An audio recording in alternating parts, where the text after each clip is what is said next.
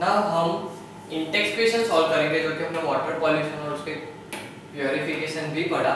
Give two example of natural source of water pollution, जो कि हमने पहले ही पढ़ा था।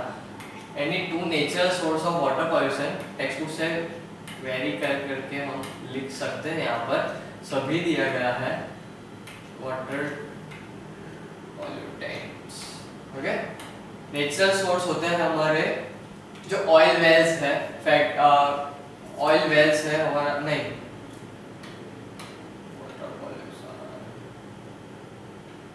मिनरल वेस्ट है, एग्रीकल्चर फीड्स है, और जो रिवर्स और लेक्स में एक्वेटिक लाइफ सपोर्ट के जो खुद के एक्सक्रीटरी प्रोडक्ट्स है वो नेचुरल सोर्स हो जाते हैं यहाँ पर। ओके,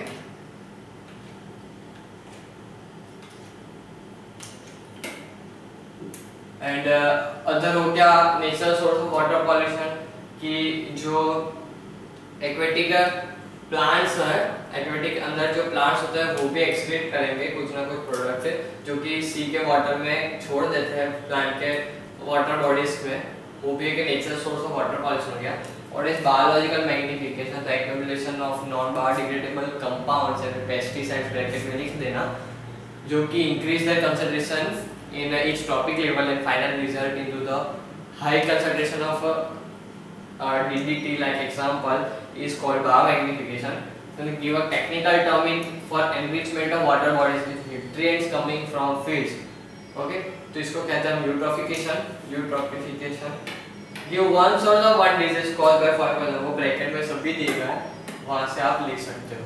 ओके, now next है हमारा soil pollution. Next is our soil pollution. Soil pollution means any undesirable compound or product and change in soil is known as soil pollution. Okay, addition of substance that change the quantity and quality of soil by making it less fertile and unable to support life is called soil pollution. Now sources of soil pollution are caused by domestic, industrial and agriculture. Okay, तो soil pollution के domestic source के example है plastic bag, kitchen waste, vegetables, glass, bottle, paper, वो सब जब domestically हम use करते हैं और उसे फिर सॉइल में मिक्सअप हो जाता है, हम फेंक देते हैं, इसकी वजह से सॉइल पॉल्यूशन स्प्रेड होता है। इंडस्ट्रियल सोर्सेज हो जाते हैं हमारे chemical residue, fly ash, metallic waste, जो कि सॉइल में इनडायरेक्टली और डायरेक्टली ऐड हो जाते हैं और उसकी फर्टिलिटी को कम कर देते हैं। एग्रीकल्चर रेसिड्यू ज्यादा फर्टिलाइजर जो कि हम एक पॉजिटिव पर्पस के लिए यूज करते हैं, लेकिन बेसिक कुछ टाइम बाद वो एक हमें नेगेटिव फीडबैक देती है। और पेस्टिसाइड्स हम यूज करते हैं वो सॉइल के साथ मिक्स होकर उसे पॉल्यूट करते हैं। The harmful effects of soil pollution. Now while talking about harmful effect of soil pollution, तो पहली बात तो कि सॉइल की प्रोडक्टिविटी कम कर देती है, जिससे कि प्लांट्स ग्रो ना कर सके, प्लांट्स के न्यूट्रिएंट्स एंड मिनरल कंटेंट्स कम हो जाए। Then carry over the pollution into food chain. जब प्लांट सॉइल में पॉल्यूशन है, पॉल्यूटेंट्स है, तो जब प्लांट भी इन केस ग्रो करेगा तो प्लांट की बॉडी में भी वो पॉल्यूटेंट्स जाएंगे और डैमेज करेंगे, और हम प्लांट्स पे फीड करते हैं यानी हमारी बॉडी में भी वो एंटर करेंगे। डैमेज लैंडस्केप, कहीं भी लैंडस्केप मींस कोई अच्छी एरिया है, अच्छी जगह है जहाँ पर प्लांट्स ग्रो करते थे, ऑक्सीजन ज्यादा मिलता था, वहाँ पर जो भी एरिया वहाँ पर ऑक्सीजन कंटेंट ज्यादा था, प्लांट की वजह से कोई ब्यूटीफुल प्लेस थी, वहाँ पर अब वो जो डेजर्ट में कन्वर्ट हो जा रहा है क्योंकि पॉल्यूशन की वजह से वहाँ पर प्लांट ग्रो नहीं कर पा रहा। Decrease in irrigated land by reduction of agriculture production, जो बेसिकली एग्रीकल्चर प्रोडक्शन है वो लेस हो जा रहा है। Then control of soil pollution, judicious cause of chemical fertilization and pesticide, उनकी जो यूज है उस पर प्रतिबंध लगाया जाए।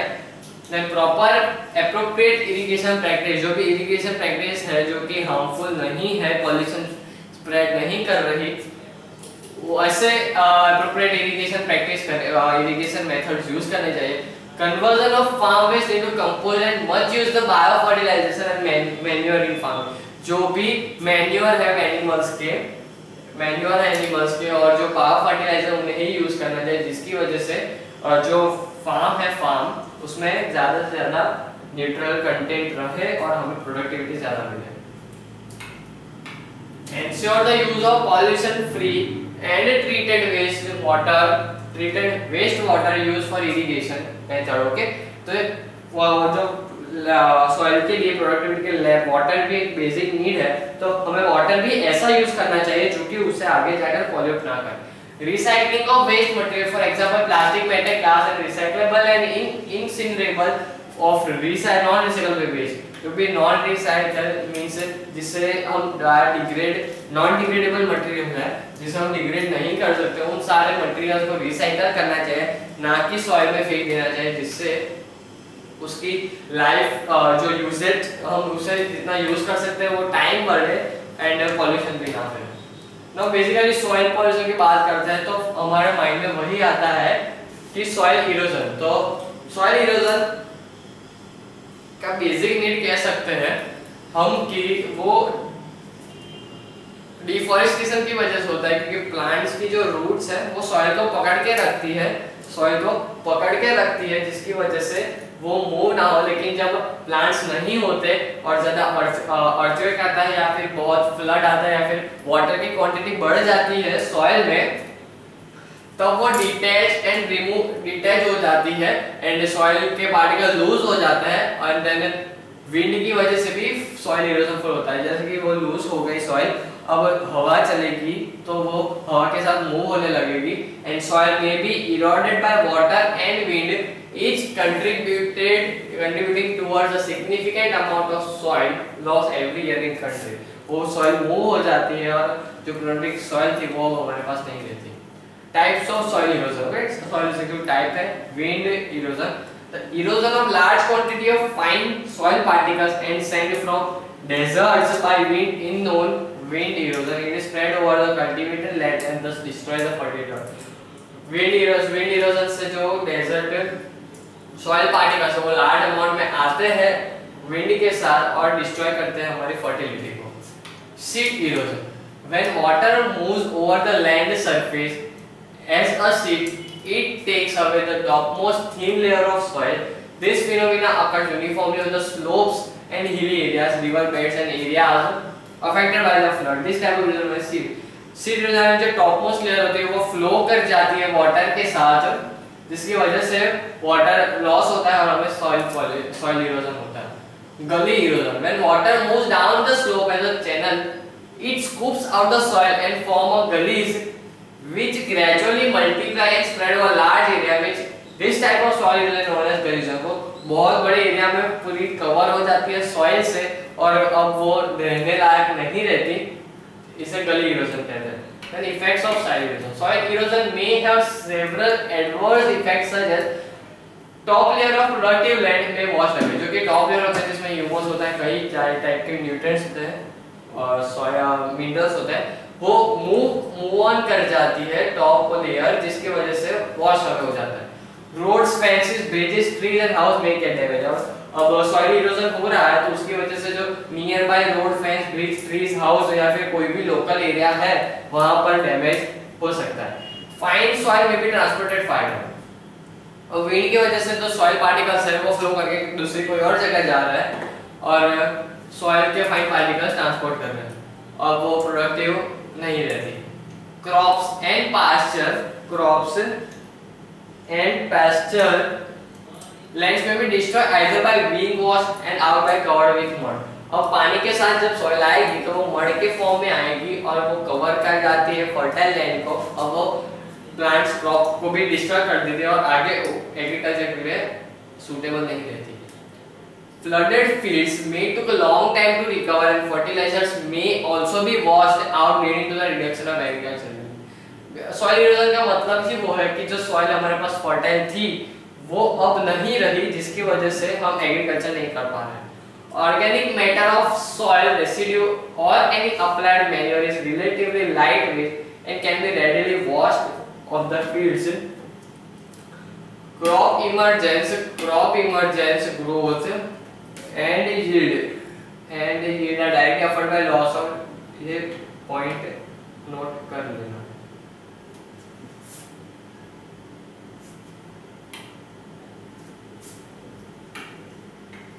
ये पॉइंट नोट कर लेना चाहिए।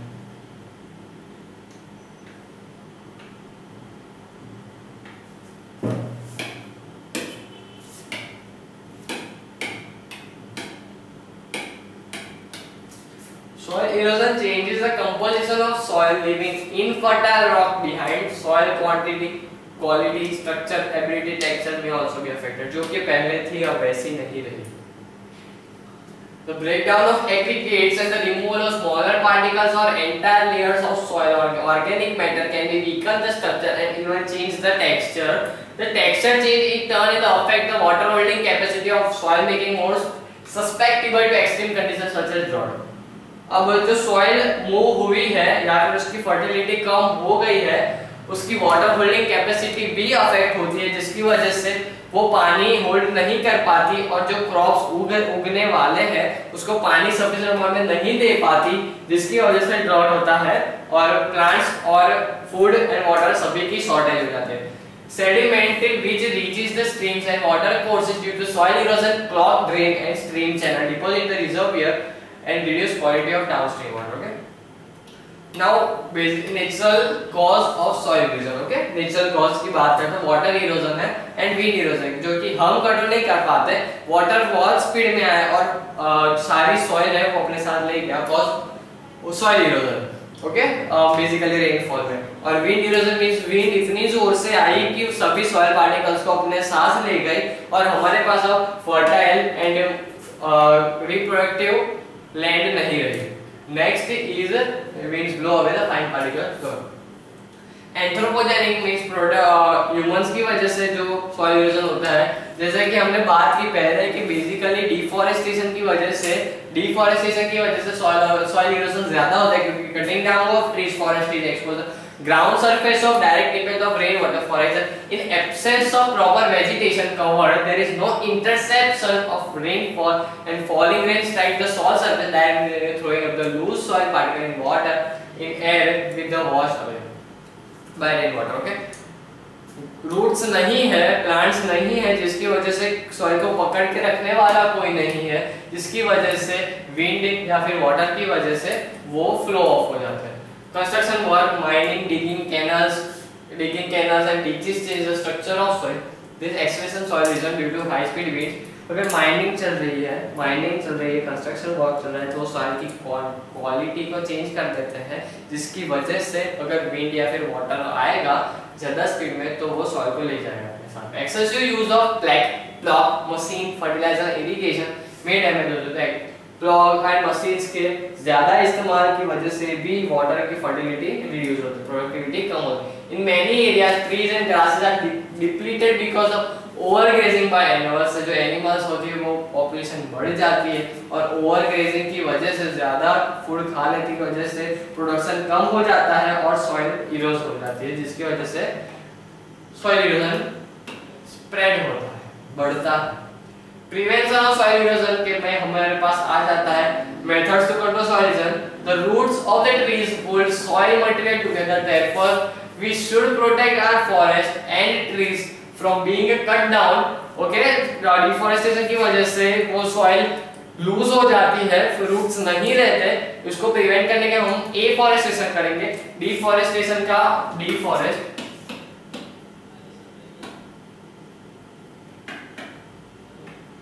डिफॉरेस्टेशन का ऑपोजिट है एफॉरेस्टेशन. एफॉरेस्टेशन जो कि हमें प्लांट ग्रो करने की आइडिया देता है, ना कि उसे कट डाउन करने की. Planting of trees on the river side, land, mountainous slope reduce the excessive soil erosion that plays the region and also affect the controlling wind erosion. Okay, ज्यादा से ज्यादा ट्री हम प्लांट करेंगे तो water soil को पकड़ के रखेगा और ना ही उससे वाटर खींच ले जा सकती है, ना कि wind. Okay, grazing by domestic animals in plant way reduces soil erosion by protection vegetation covering especially on the hill slope which are more prone to soil. जो कि स्लोप है वहां पर ज्यादा चांसेस रहते हैं कि सॉइल इरोजन हो. इसकी वजह से जो हमारे एनिमल्स है उसे प्लांट वे में ग्रेजिंग करने के लिए अलाउ करना चाहिए. Okay, protected channels for water movement must be provided to stop soil erosion in waterways are properly maintained. The speed of water gets reduced and soil erosion decreases. Okay, dams should be constructed on the rivers. Dams बनाने चाहिए. Then control flooding, जो कि flood means flow water को control करे, जिसकी वजह से water erosion ना हो. Obstruction known as burns should be constructed in land effectively by gully erosion. Okay, construction करने चाहिए बर्न्स के, जो कि बर्न्स कैसे होता है, एक एरिया है, ये हमारे पास एरिया है और यहाँ पर एक स्लोप है, ऐसा स्लोप है, यहाँ पर सॉइल है, यहाँ पर सॉइल है, यहाँ पर ट्रीज नहीं है, यानी सॉइल इरोजन जब ट्रीज नहीं है तो यानी जब रेनफॉल होगा रेनफॉल तब ये सॉइल यहाँ पर फॉर्म होगी, तो यहाँ पर बर्न्स बनाए जाते हैं, छोटे छोटे सेक्शन बनाए जाते हैं, जिसकी वजह से सॉइल इरोज ना हो, यहीं पे रुकी रहे सॉइल। ओके, सॉइल रुकी रहेगी तो सॉइल इरोजन के चांसेस कम हो जाएंगे। Terracing is method of farming to conserve the thin layer of mountain slopes and this help controlling soil erosion using water resources of these areas more economically and effectively growing crops on the terraces. Okay, plowing and tilling of land, ये सारे points आपको एक बार लिख के याद कर लेने हैं, जिससे कि आपको क्वेश्चंस तो नहीं पूछेंगे, बहुत कम चांसेस है इस पे क्वेश्चंस पूछने के, लेकिन ऐसे क्वेश्चन पूछेंगे जिसमें आप सब टॉपिक्स कवर कर सकते हो और आपको फुल मार्क्स रख दे क्वेश्चन में। For us to run across the land slope is known as a counter plowing. This method is most suited to areas that have rolling landscape. Okay? Wind breaks means planting trees to protect bare soil and a full force which help to prevent soil erosion by wind breaks reduce the velocity of wind, therefore reducing amount of soil that can be carried out. Okay? Now biodegradable source and non-biodegradable को बात करते हैं, तो वैसे substance जो कि degrade हो जाता है माइक्रोब्स में और हार्मफुल कंपाउंड्स सॉइल में नॉन टॉक्सिक सब्सटेंस होते हैं, जैसे कि सीवेज है, किचन वेस्ट हो गया हमारा, वो सब बायोडिग्रेडेबल है, काउडक एक्सेट्रा। नॉन बायोडिग्रेडेबल जैसे कि डीडीटी, प्लास्टिक, ग्लास, जो कि डिग्रेड होने में सालों लग जाते हैं। ग्लास को डिग्रेड होने में 5 मिलियन साल लगते हैं ग्लास को, प्लास्टिक के लिए 15 मिलियन ईयर्स लगते हैं सिर्फ डिग्रेड होने में। देन रेडियोएक्टिव जो कंपाउंड होता है वो इजीली डिग्रेड नहीं कर पाता।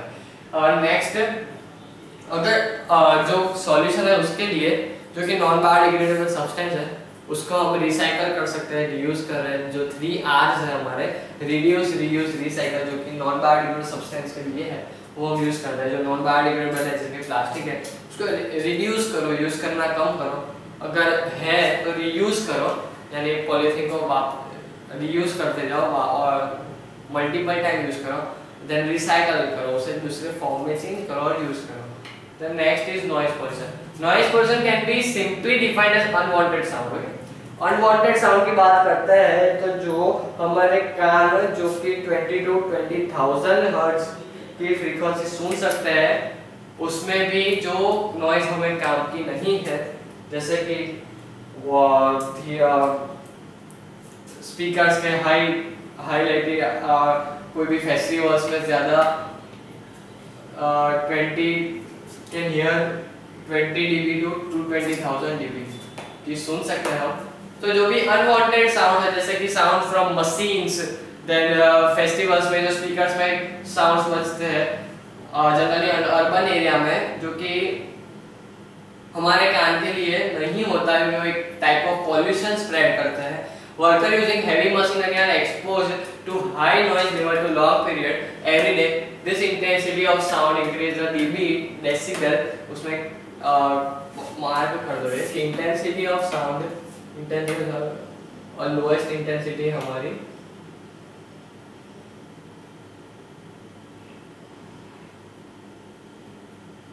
लोएस्ट इंटेंसिटी है हमारी 20 dB और मैक्सिमम है 20,000 dB। Sources of noise pollution, तो use of loud speaker, loud music system, television at public places. Means of transport, तो ऑटोमोबाइल, रेलवेज, एयरक्राफ्ट, जो भी ऑटोमोबाइल से जब जाती है तो बहुत now soil noise pollution spread होता है। हैवी मशीन्स इन इंडस्ट्री, जो कि मशीन में वर्क है वो बहुत साउंड प्रोड्यूस करता है। ओके, जो यहाँ पर स्केल दी गई है, कि कंपेयर किया गया है कि जो विस्पर करते हैं उसमें हम जीरो साउंड प्रोड्यूस होता है। डेसिबल लाउडनेस, जो कि स्पीकर पे बजते हैं, quiet office, whisper, car, street walk, machines, घर में unwanted sound, rocket launcher, plane, जो कि कंपेयर किया गया है एक दूसरे के साथ कि कहाँ साउंड प्रोड्यूस अनवांटेड होता है। Effects of sound that inability to sleep, हमें नींद नहीं आती साउंड की वजह से, हम unable to focus on our sleep, थोड़ा भी साउंड होगा और हम वापस जग जाएंगे। द स्लो रिकवरी, साउंड की वजह से रिकवरी भी स्लो होती है। देन जो भी हम डिजीज हुई है या फिर कहीं पे फ्रैक्चर हुआ है या फिर लगा है, तो उसकी वजह से जो बॉडी है वो ज़्यादा जल्दी रिकवर नहीं कर पाती। Irritability and interference in communication, हम बात कर रहे हैं और साउंड की वजह से इंटरफेयर होता है। Then temporary loss of hearing, earache, sometimes even leading to permanent deafness. Maximum noise pollution की वजह से टेम्परेरी कुछ टाइम के लिए सुनाई नहीं देता, या फिर हमें ईयरएक होता है, कान में दर्द होता है, और sometime leading to permanent deafness, हम सुनने की काबिलियत भी खो सकते हैं। Inability to concentrate, headache, ringing of ears, अगर क्वाइट एनवायरनमेंट में हो तो भी हमें ऐसा लगता है कि आवाज आ रहा है। Feeling of sound coming from within ear with very quiet environment. Increase blood pressure and irregular heart beat, okay, जो अफेक्ट करता है बॉडी को इन सब वेज में। नेक्स्ट है हमारा prevention and control of noise pollution. Following step can be taken to control minimize the noise pollution. ये सभी आपको याद रखने हैं, ये सभी आपको याद रखने हैं कि क्या क्या कर सकते हैं, क्वेश्चंस आ सकते हैं।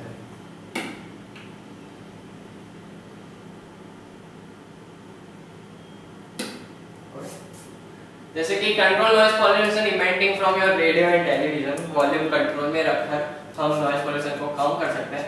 Use automobile horn only in case of emergency, जो हॉर्न है इमरजेंसी में ही यूज करें। Do not burn fire cracker as they are noisy and cause pollution, जो फायर क्रैकर में नॉइज पॉल्यूशन भी स्प्रेड करते हैं एंड एयर पॉल्यूशन भी स्प्रेड करते हैं, जिसकी वजह से अवॉइड करें उसे यूज करना। Get all machineries and engine properly turn and service at regular intervals due to use of silencer. Silencer होता है वो इंजन के आवाज को बहुत ज्यादा हद तक कम करता है, और ऐसे इंजिन्स यूज करें जो कि कम नॉइज स्प्रेड करे। Use of sound proof cabins means there are various substance which absorb sound like thermocol, that cardboards and all which absorb the sound and of all. A green belt of vegetation in effect absorption of noise. Okay.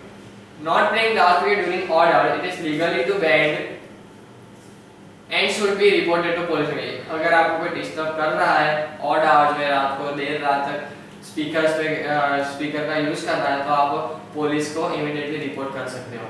Next is major क्या कह सकते हैं हम, एक one type of disaster कह सकते हैं कि जिसका कोई क्या हो सकता है कह नहीं सकते, लेकिन हमारा अर्थ का टेम्परेचर जिसकी वजह से बढ़ रहा है वो है greenhouse effect in global warming. हमने पढ़ा है कि enclosure of usually made of glass with temperature inside higher than outside, then increasing percentage of greenhouse gases. Greenhouse gases की टेम्परेचर बढ़ रही है। ग्रीन हाउस गैसेस है हमारी NO2, CH4, CO2 and CFC etc.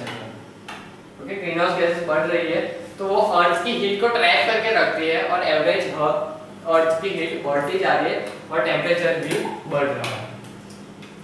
ऐसा सन से जो light आई वो सन से जो लाइट आई वो रिफ्लेक्ट बैक हो रही है, लेकिन ग्रीन हाउस गैसेस की वजह से वो वापस ट्रैप हो जा रही है। ट्रैप सोलर रेडिएशन जब हीट बढ़ाती है, ओके, और जिसकी वजह से ग्लोबल वार्मिंग होती है। Now greenhouse gases in atmosphere behave much like gas plugins in this greenhouse. They allow sunlight to enter, allow तो करते हैं atmosphere में, but absorb कर लेते हैं sun की energy, land, water and biosphere. Some energy is reflected back, कुछ energy reflect back हो जाती है, लेकिन some energy pass back into the space. However, the most of energy remains trapped in the atmosphere by greenhouse gases plus global warming. Okay, trap रहती है जिसकी वजह से heat बढ़ती जाती है और हमारा एवरेज टेम्परेचर भी बढ़ रहा है। Cause of global warming are the CO2, CFC, CH4 and NO2 are the main green gases that cause global warming, and increase in concentration of these gases lead to increasing trapping of long wave radiation resulting into increasing earth temperature causing global warming. Okay, in gas की वजह से heat trap हुई रहती है और temperature बढ़। There are various source is which add these greenhouse gases to the atmosphere. Human activities such as burning of fuel, जो भी air pollution था वो भी मान लेते हैं कि CO2 और industries automobile बाकी जो air में they amount of carbon dioxide and different gases increase करते हैं.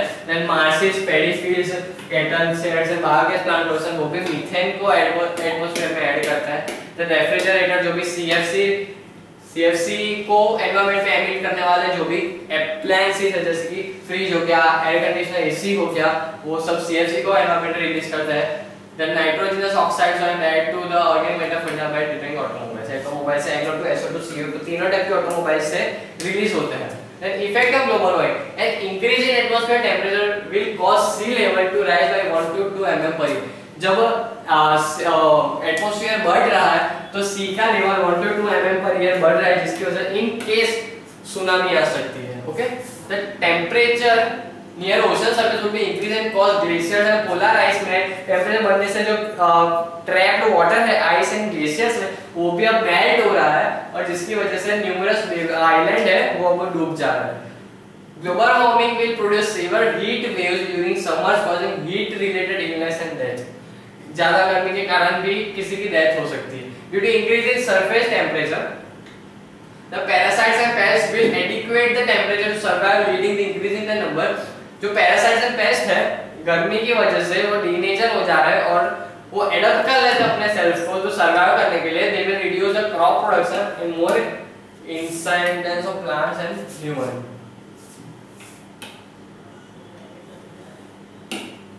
Okay. Due to increase in temperature of Earth's atmosphere, the precipitation of water will increase. This will decrease the moisture in the soil.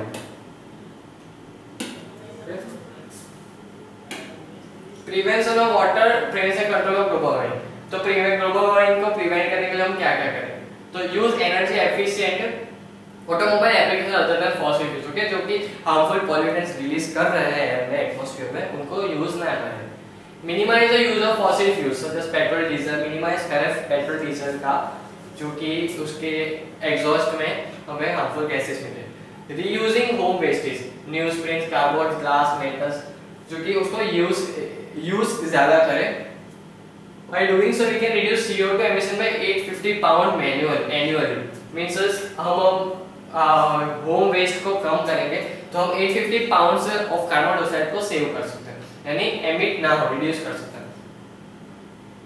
Planting more and more trees are the basic. सभी pollution के लिए हम plant tree एक रामबाण इलाज है जो कि सभी टाइप ऑफ पॉल्यूशन में हेल्प करती है हमें. Now next topic is our ozone hole. Okay, ozone hole है हमारा जो कि CFC एंड हेलोन्स जो कि परफ्यूम में, एयर कंडीशनर में, रेफ्रिजरेटर्स में यूज होते हैं हमारी ओजोन लेयर. ये हमारा अर्थ है और ये हमारा स्ट्रेटोस्फीयर है. ठीक है, तो स्ट्रेटोस्फीयर में एक लेयर होती है ओजोन लेयर जो कि हमें अर्थ के रेडिएशन से बचाती है. लेकिन अर्थ पे यहाँ पर हम रहते हैं, अर्थ पे CFC हेलोन्स फ्लोराइड कंपाउंड्स बढ़ रहा है जिसकी वजह से ये फ्लोरीन एंड क्लोरीन जाकर ओजोन के साथ रिएक्ट कर रहे हैं और यहाँ पर कंसंट्रेशन कम होती जा रही है ओजोन की जिसकी वजह से जो रेडिएशन आ रहे थे वो अब सीधा अर्थ में पहुंच रहे हैं जिसकी वजह से कई डिजीज हमें हो रही है जैसे कि स्किन बर्न्स हो जाते हैं, then snow blindness. Okay, let's read once. The ozone layer present in Earth's surface prevent the entry of sun's harmful ultraviolet radiation reaching the Earth's surface. Industrial use of chemicals, CFCs in refrigerators, air conditioners, cleaning solvents, fire extinguishers and aerosols damage the ozone layer. The ozone hole is formed as follows. The chlorine contained CFC and reaching the ozone O2. O3, it should be O3.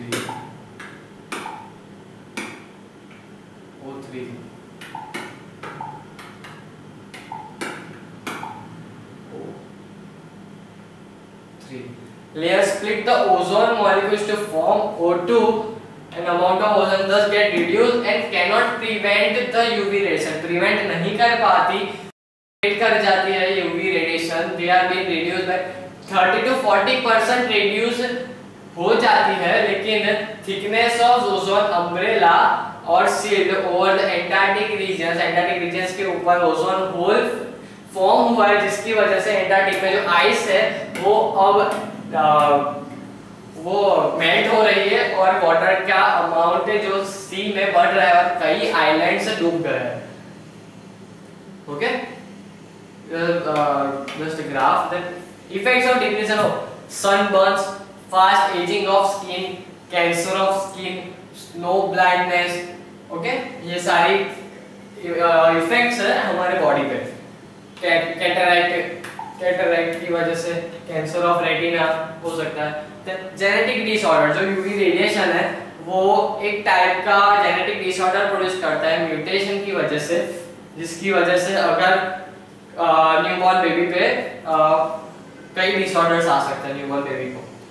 Reduce productivity in sea and forest, क्योंकि UV radiation aquatic life पे water bodies पे पड़ती है तब वो aquatic life को harm करते हैं और उसकी प्रोडक्टिविटी रिड्यूस करते हैं. प्रिवेंशन ऑफ ओजोन लेयर, तो reduce consumption of CFCs and halons and alternative techniques है. Discouraging the use of spray cans containing aerosol से उसे भी हमें रिड्यूस करना चाहिए. Okay, now next is our acid rain. और एसिड रेन हमें पता है कि concentration of CO2 and NO2 जब एनवायरनमेंट में बढ़ जाती है तो क्लाउड रेन के साथ मिक्स हो जाती है और उसकी pH बहुत रिड्यूस हो जाती है, जिसकी वजह से हम एसिड रेन कहते हैं. Acid rain occurs when SO2 sulfur dioxide oxides of nitrogen are emitted in the atmosphere, undergo chemical transformation and are absorbed by water droplets. This causes the formation of sulfuric acid, nitric acid in rain clouds. Then the droplets they fall from the earth, fall to the earth as rain, snow or mist. If rain falls through the polluted air, it picks up more gases and increase in acidity. This is called acid rain. This can be increased the acidity of soil and effect of chemical balance and lacks the stream. Thus, acid rain is defined as types of penetration which a pH is usually low. The pH is less than 5. pH less than 5 is very harmful and defined as acid rain. Our blood pH is 7, it is 5, 2 minus 2.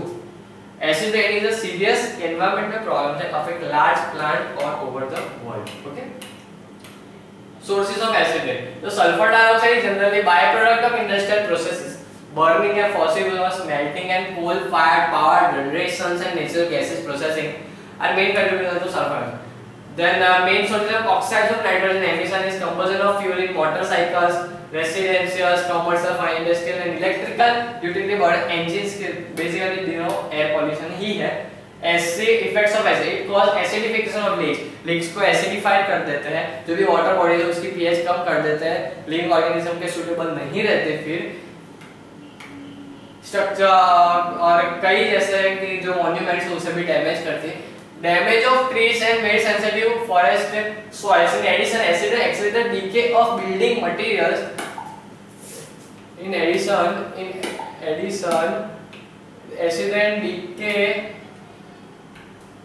building materials, paints, including heritage buildings, statues and sculptures and part of the nation as cultural heritage.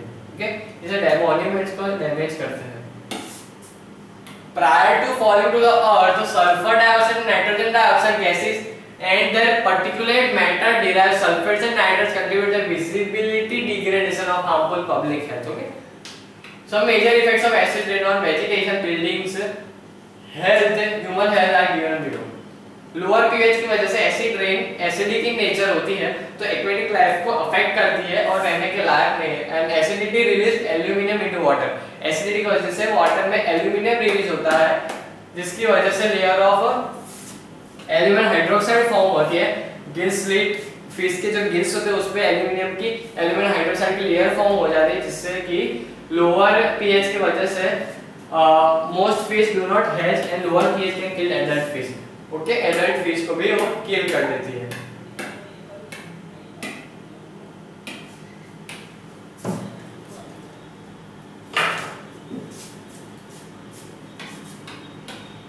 Damage to plant, acidity highly injurious to health, accident depletes minerals from soil, soil की mineral content कम कर देते हैं और young shoot को grow करने में leaves can turn yellow and fall of, grow complete grow नहीं हो पाती, उससे पहले ही वो गिर जाती है।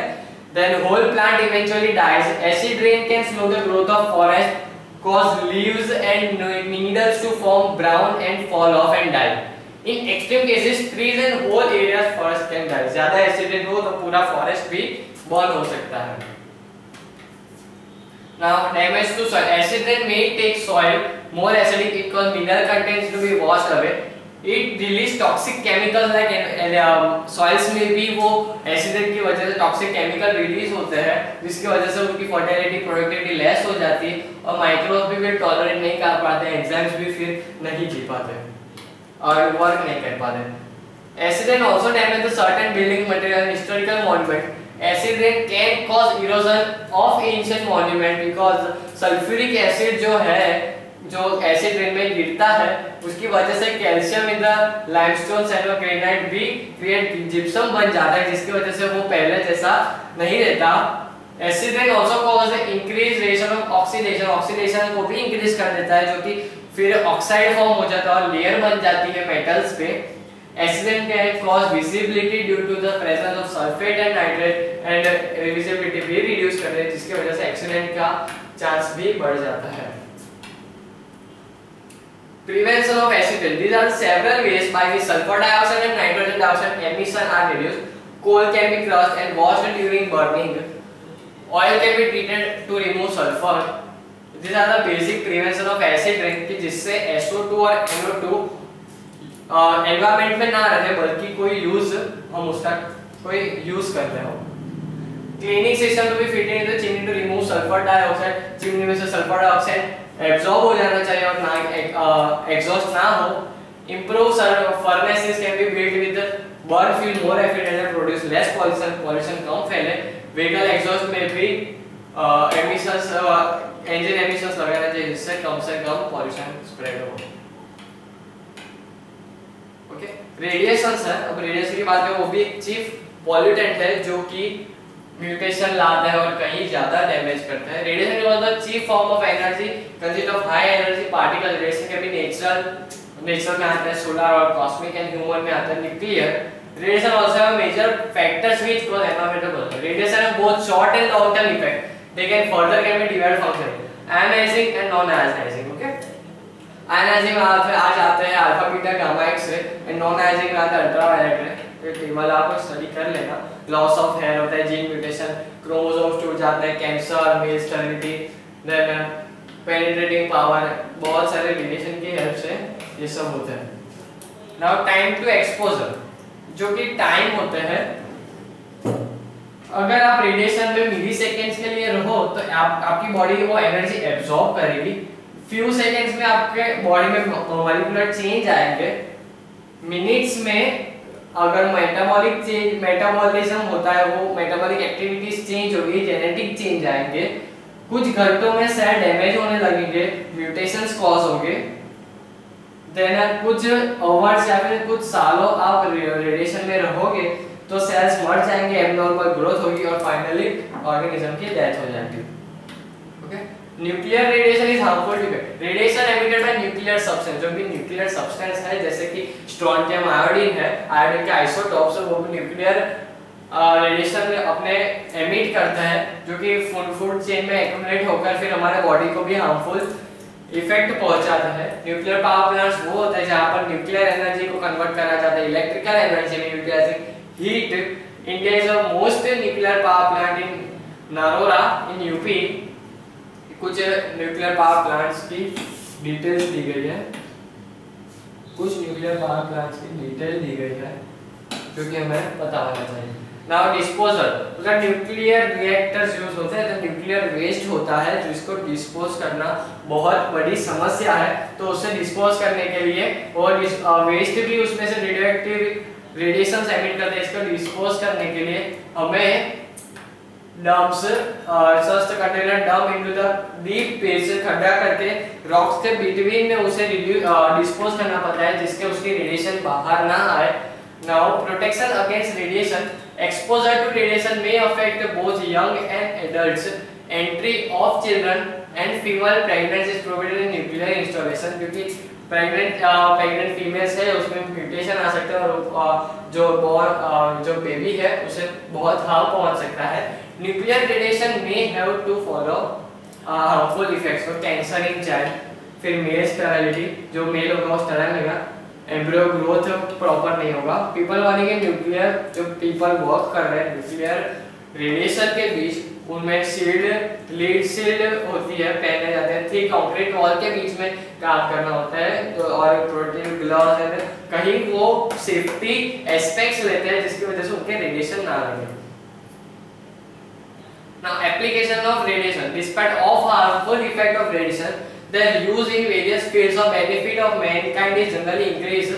Almost all our sources of energy originate from solar radiation। हमारे पास solar radiation एक मेन सोर्स है जिसकी वजह से सभी रेडिएशन हम सभी टाइप की एनर्जी हम कन्वर्ट कर सकते हैं। Photosynthetic energy, fossil fuels, artificial generated radiation is also used for various purposes. Okay, तो यहाँ पर हमारे पॉल्यूशन टॉपिक खत्म होता है। एक्सरसाइज आप एक बार गो थ्रू कर लेना, कोई डाउट हो तो पूछ लेना, हम करेंगे एक बार फिर से। ओके, ये यूज दिए गए हैं कुछ रेडिएशंस के और कई यूजफुल भी रेडिएशन, इलेक्ट्रोमैग्नेटिक रेडिएशन हमारे यूजफुल है, देखने में हमें हेल्प करे, और कई रेडिएशन हमें बहुत हार्म पहुंचाती है। तो यहाँ पर हमारा टॉपिक चैप्टर खत्म होता है पॉल्यूशन।